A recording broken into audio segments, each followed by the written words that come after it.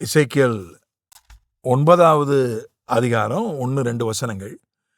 பின்பு அவர் என் காதுகள் கேட்க மகா சத்தமாய் நகரத்தின் விசாரிப்புக்காரர் சங்கரிக்கும் ஆயுதங்களை தங்கள் கைகளில் பிடித்து கொண்டு வரக்கடவர்கள் என்று சொன்னார். அப்பொழுது இதோ 6 புருஷர் வெட்டுகிற ஆயுதங்களை தங்கள் கைகளில் பிடித்து கொண்டு வடக்கே பார்த்த உயர்ந்த வாசலின் வழியிலிருந்து வந்தார்கள்.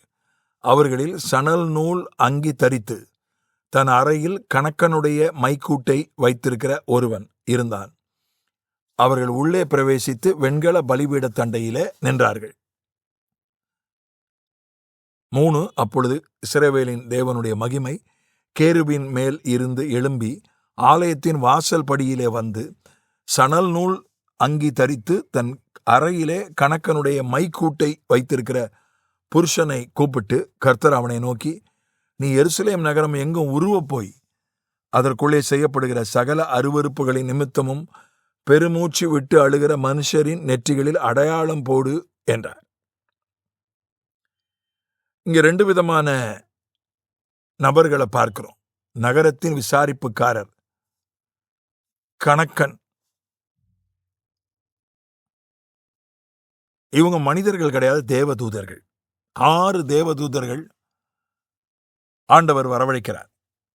அவர்கள் நகரத்தின் விசாரிப்புக்காரர் என்று ஆண்டவரால் அழைக்கப்படுகிறார்கள். தேவதூதர்களில பல வகை உண்டு. கேருபீன்கள், சேராபீன்கள், சேனைகள், தூதுவர்கள் என்று பல விதங்கள். 6 இறக்கைகளை உடையவர்கள், 4 இறக்கைகளை உடையவர்கள், பாதுகாக்கிற தேவதூதர்கள், பணிவிடை செய்கிற தேவதூதர்கள், செய்தி கொண்டு செல்கிறவர்கள், யுத்தம் பண்ணுகிறவர்கள் என்று ஆராதிக்கிறவர்கள் என்று பலவிதமான தேவதூதர்கள் உண்டு. அதில் காவலாளர்கள் என்று சில தேவதூதர்களை பார்க்கிறோம். இங்கே சொல்லப்பட்டிருக்கிற தேவதூதர்கள் விசாரிப்புக்காரர்கள், சங்கார தூதர்கள். இந்த விசாரிப்புக்காரர்கள் 6 பேரை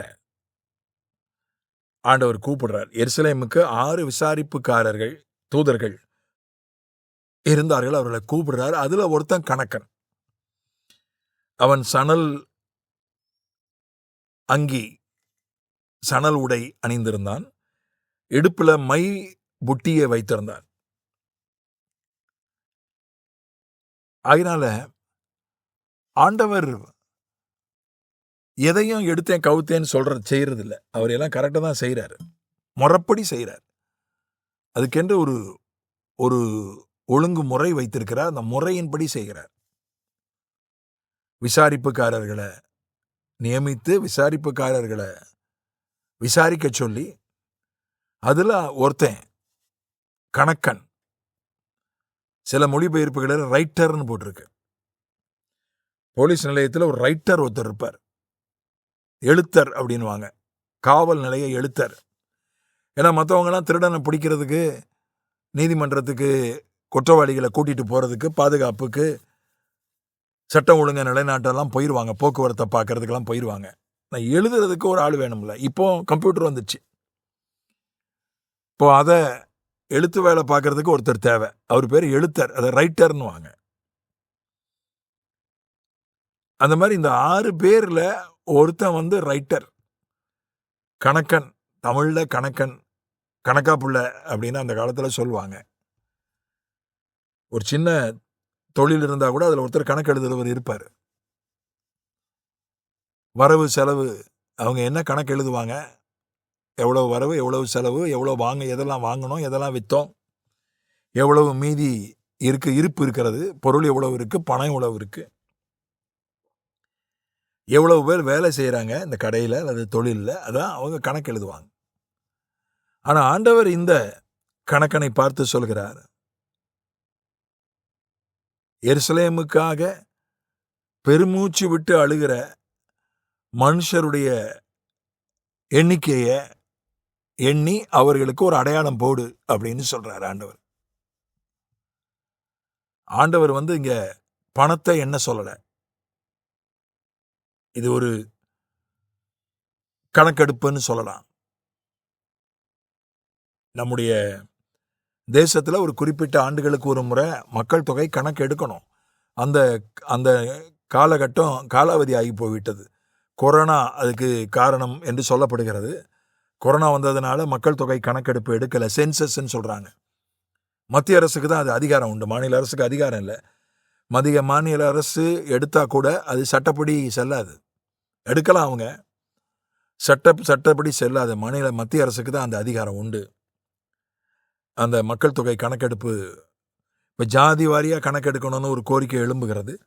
ஒரு மாநிலத்தில் கூட எடுத்தாங்க. ஆனால் எடுத்தாங்களே ஒழிய அது சட்டப்படி செல்லாது, நீதிமன்றத்துக்கு போனால் செல்லாது. மத்திய அரசு எடுக்கிற கணக்கெடுப்பு தான் சட்டத்திற்கு முன்னால் அது செல்லுபடி ஆகும்.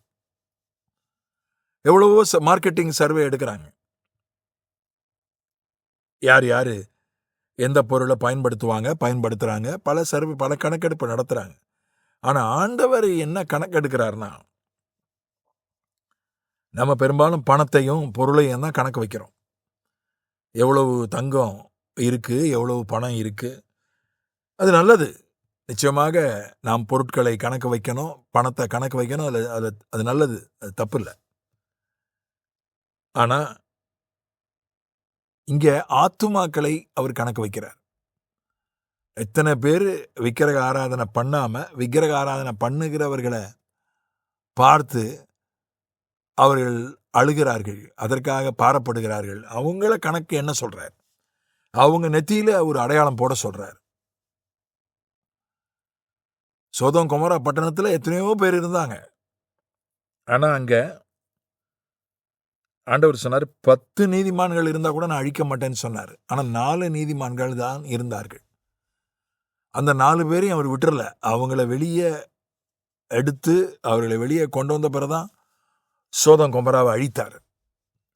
நினிவே பட்டணத்தை பத்தி சொல்லும்போது சொல்றாரு ஆண்டவர், அங்க நினிவே பட்டணத்துல இவ்வளவு தங்கம் இருந்துச்சு, இவ்வளவு வெள்ளி இருந்துச்சு, இவ்வளவு சொத்து இருந்துச்சு, இவ்வளவு தொழிற்சாலை இருந்துச்சு, இவ்வளவு கனிம வளம் இருந்துச்சு, இவ்வளவு விவசாய வளம் இருக்குது அப்படின்னு சொல்லல. 1,20,000 பேர் இருக்காங்கப்பா நினிவேல. நான் அவங்களுக்காக கவலைப்பட மாட்டானா? ஆண்டவர் எண்ணுவதெல்லாம் ஆத்துமாக்களை தான், மனிதர்களை தான் கணக்கு வைக்கிறாரு. சிலர் சொல்லுவாங்க, நான் பணத்தை சம்பாதிக்கல, மனிதர்களை தான் சம்பாதிச்சேன். அது சிலர் உண்மையில சொல்றாங்களா, ஆனா ஒரு பேச்சுக்கு சொல்றாங்களா தெரியல. ஆனா ஆண்டவர் உண்மையிலே சொல்றாரு, அவர் என்றது மனிதர்களை தான். அதற்கு ஒரு தேவதூதனை அவர் கணக்கா பிள்ளையா வச்சிருக்கிறார். விசாரிப்பதற்கு ஒவ்வொரு ஊர்லயும் நடக்கக்கூடிய காரியங்களை விசாரிப்பதற்கு அவர் ஒரு போலீஸ் ஸ்டேஷன் வச்சிருக்கிறார். நகரத்தின் விசாரிப்புக்காரர் ஒரு 6 பேர் அடங்கிய டீம், தேவதூதர்கள் டீம் வந்து விசாரிக்குது. அதனால போலீஸ்காரர்களுக்காக கர்த்தருக்கு சோத்திரம். அவங்க ஓய்வு இல்லாம லீவு இல்லாம நம்மை பாதுகாக்கிறார்கள். ஆனா அதுக்கு மேல ஆண்டவர் ஒரு தேவதூதர்களுடைய குழு வைத்திருக்கிறார். ஒவ்வொரு ஊருக்கும் விசாரிப்புக்காரர்களை வைத்திருக்கிறார், கணக்கர்களை வைத்திருக்கிறார். இந்த ஒரு விழிப்புணர்வு நமக்கு தேவை.